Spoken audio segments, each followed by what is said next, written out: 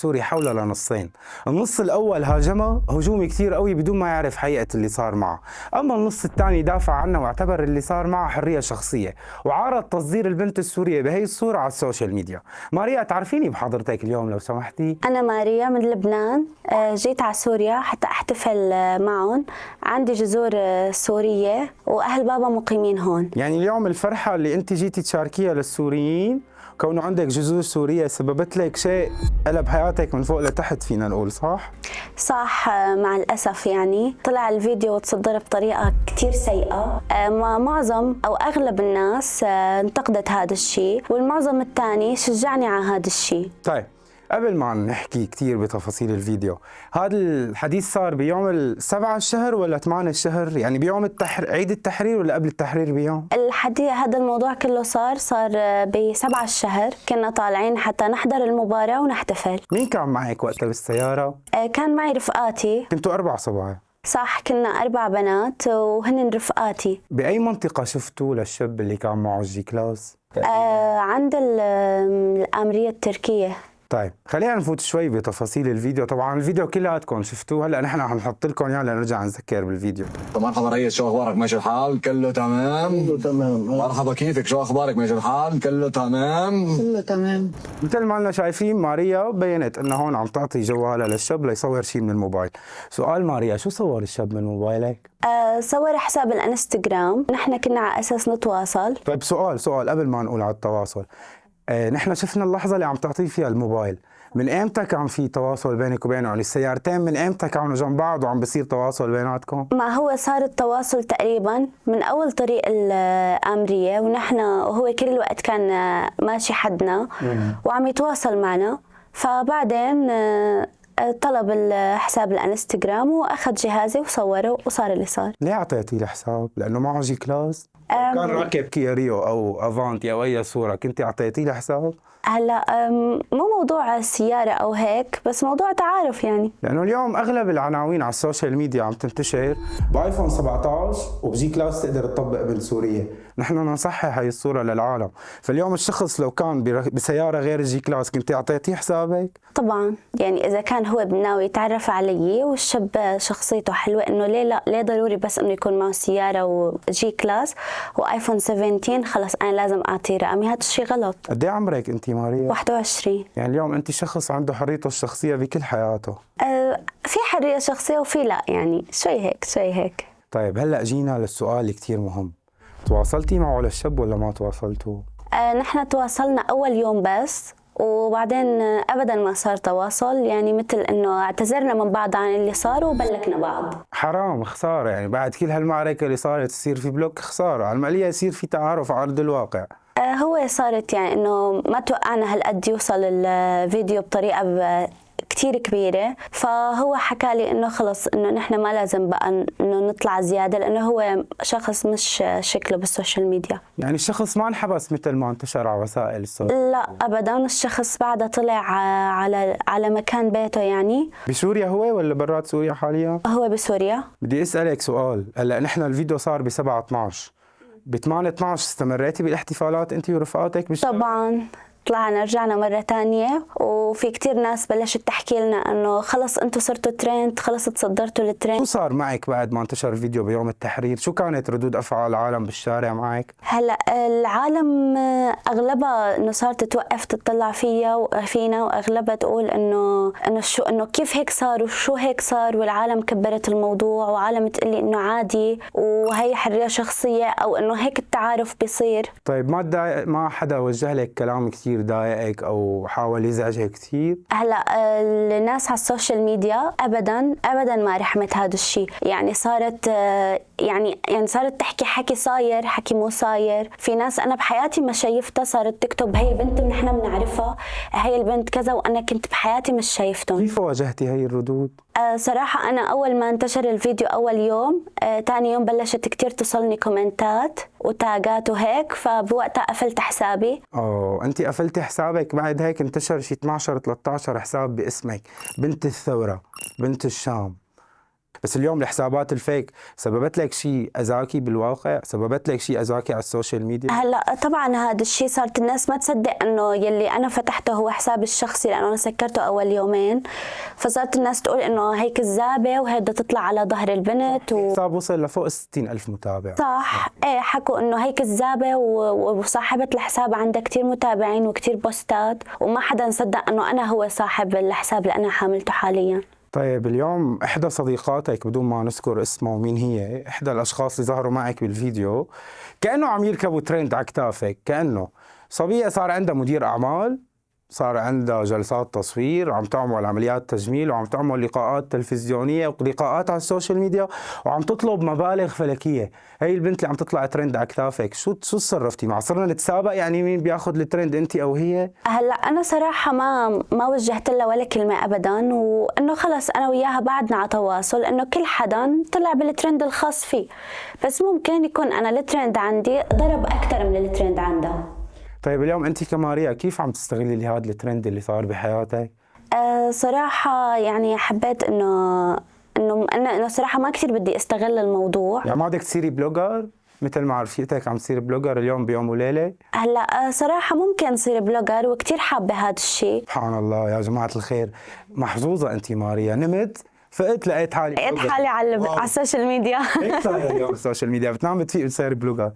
طيب ماريا اليوم حسابك الحقيقه على الانستغرام شو اسمه؟ مشان اليوم بدنا نحطه اسمه ماريا اي 55. حنحط حسابها لماريا كمان مشان العالم اللي تتابعها ما تروح على حسابات الفيك. طب ما انك اليوم صايره بلوجر وبدك تصيري صانعه محتوى، شو المحتوى اللي حابه تفوتي فيه على السوشيال ميديا؟ هلا صراحه بعد ماني مقرره، بس انا حدا كثير عنده شغف للميك اب وهي القصص. يعني ممكن تصيري موديل ميك اب مثلا، او ممكن تصير ميك اب ارتست.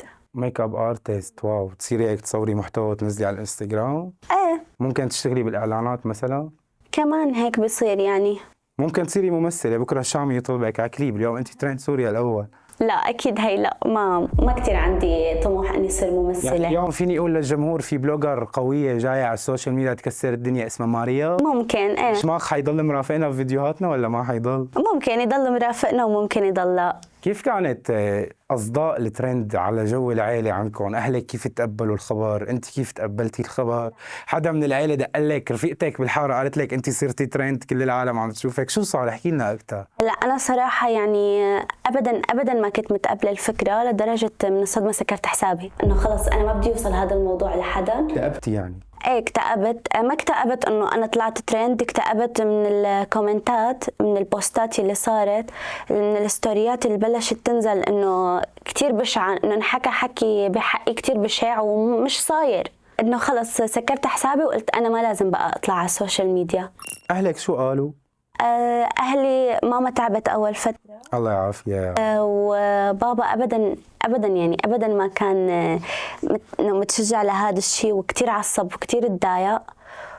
وبعدين قعدنا وحكينا وشرحت له انه وجهة نظري، وشرحت له كذا، انه شوي تقبل الموضوع. طب حدا من القرايب واجهك بموقف إدائي؟ حدا من رفقاتك قطع علاقته فيكي بعد الشيء اللي صار؟ اي صراحة في كتير ناس من العائلة بعتت لي انه ما بصير اللي عملتيه وخلص نحن انه ما بقى نحكي معك وكذا، وناس من العائلة في طرف كتير كبير من العائلة كتير وقف معي وكتير كان جنبي وحكوا لي انه نحن بظهرك، خلص انه يلي بده يصير يصير، لهن كانوا خايفين اكثر شيء من ردة فعل بابا. طيب سؤال، في عالم تقربت منك اليوم كمصلحة ما انه انت حتصيري وجه اعلامي مشهور؟ يعني ستوري معك حقها مصاري. طبعا في كتير اشخاص بعتت لي وحاولت تحكي معي، بس انا لحد الان ما تواصلت مع حدا ابدا. حتنافسي رفيقتك اللي صار عندها مدير اعمال؟ حتجيبي مدير اعمال انت كمان؟ ما بحس الموضوع بده مدير اعمال وكبير لهيدي الدرجه. بتضايق اذا رفيقتك صارت بلوجر اسرع منك واكبر منك بالحساب اللي عندها؟ لا، كل حدا وطريقة استغلاله للفرصة. يعني حتضلي تتواصلي معها، ما حتعتبريها استغلتك وطلعت ترند على حسابك؟ لا أبدا، حنضل نحكي ونتواصل، بس إنه ما بتعرف مع الأيام شو بصير. طيب خلينا نرجع شوي لتفاصيل الموقف اللي صار معك. أنت اليوم كماريا إذا بدنا نحكي على الكاميرا بشكل مباشر، انت مع الموقف اللي صار شايفيته صح؟ انه بنت طالعه من شباك سياره عم تعطي موبايلها لشاب تاني ليصور حسابها. هلا في عالم وصفته موقف غير اخلاقي، عالم وصفته موقف حريه شخصيه، فانت اليوم شو بتوصفي هذا الموقف؟ يعني اذا اليوم بدك تدافع عن حالك، انت اليوم طالعه تدافع عن حالك ولا طالعه توضحي اللي صار ولا طالعه تبرري للعالم؟ شو عم تعملي اليوم انت؟ هلا انا اول شيء مالي طالعه انه برر للناس، لانه انا اللي شوف انه انا اللي صار انه هو مش لهيدي الدرجه كبير. هو ممكن انا اكون غلطت بس بالتوقيت، يعني بس انه هو توقيت احتفال بس، اما غير هيك انه اي حدا ممكن يتعرف على حدا بهيدي الطريقه. يعني اكيد نحن بال 2025 لساتنا ما بنتزوج على ايام باب الحاره. طيب سؤال على سيرة باب الحارة ورجع لورا، اليوم لو رجع الزمن فيكي لورا ورجع هذا الشاب او الجي كلاس والايفون 17 طلب حسابك على الانستغرام، حتعطيها؟ لا ليش؟ حاجه خلص. يعني بس تربيتي من الموضوع اللي تصور؟ اليوم كيف اذا بدك تعرفي على شاب بدون انستغرام؟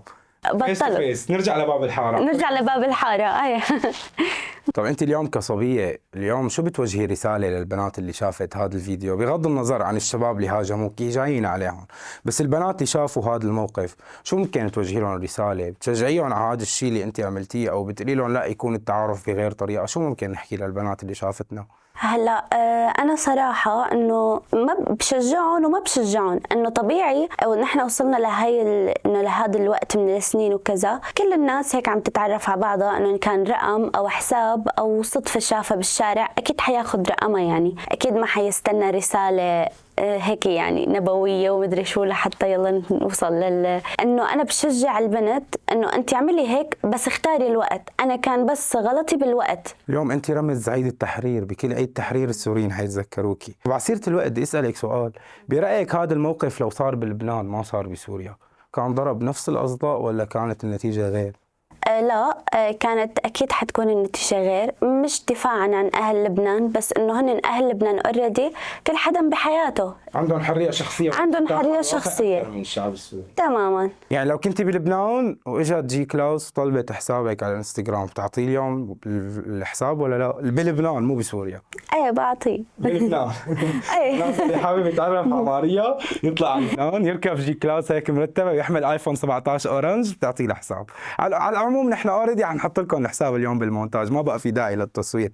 طيب الشباب اللي هاجموكي بالتعليقات، المسبات اللي كثير معيب انه اليوم نسبها بحق بنت بتمثل بلدنا كونه عندها جذور سوريه، شو ممكن توجهي لهدول الاشخاص رساله؟ كيف ممكن تدافع عن حالك باتجاههم؟ هلا انا ممكن تكون رسالتي للبنات اكثر من الشباب. يعني انت كذا بنت انا وصلني منها انه انت لسه لك عين تحكي، لسه لك عين تعلقي، انه انت ما حتى حالك مكاني اكيد كنت اعطيتي الرقم بلا ولا تردد. لانه انا لما بشوف البنات بالشارع اغلب البنات هن نفس الشيء، مثلا بفك بافتكارهم انه هن يطلعوا ويتزوجوا ويتعرفوا على الناس وانه يتعرفوا على العالم، انه اكيد هن ما حيضلوا مخبايين او انه. بدي اقاطعك، شكل الشاب اللي عجبك ولا سيارته؟ شو اللي اغرى؟ الاثنين. شكله ولا سيارته؟ واحدة من الاثنين. السيارة يعني الحب ولا المصاري؟ اكيد المصاري، اكيد المصاري. المصاري اللي خلتنا ناخذ الحساب. انغريت بالجي كلاس يا جماعه الخير، عادي كلاتنا بتغرينا المظاهر احيانا.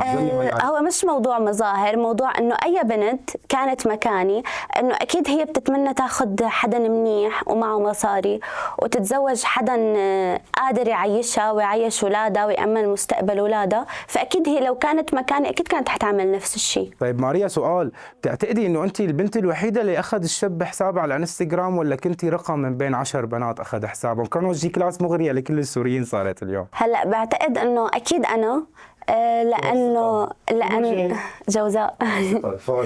لانه لو كان صار انه كان عطى لحدا قبل حساب او هيك كان اكيد انتشر مثل ما انتشر لما انعطى حسابي. يا جماعه الخير مثل ما شفنا الموضوع هو موضوع حريه شخصيه، فخلونا ما نحكم على الشغلات قبل ما نتاكد من تفاصيلها. هي ماريا